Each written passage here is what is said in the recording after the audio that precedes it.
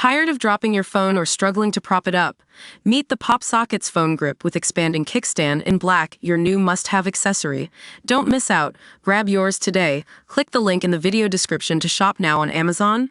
Welcome to Electro Drive News. I'm your host. A new bill has been passed by House Republicans that could drastically slow down the sales and production of electric vehicles in the U.S. This tax and policy bill would roll back many of the subsidies that have driven the growth of electric vehicles, including incentives for individuals and businesses to buy them and money for charging stations. It's a move that could set back the global effort to address climate change and make the U.S. even further behind other countries like China and Europe when it comes to electric vehicle adoption. Let's take a closer look at what this bill would do. The subsidies for battery manufacturing, which were crucial for reducing costs and making electric vehicles more affordable, are on the chopping block. And not only that, but there's also a new annual fee on owners of electric cars and trucks that could make owning one even less appealing. According to analysts, electric vehicles won't disappear from dealerships entirely, but they will definitely become a lot pricier than they would have otherwise been.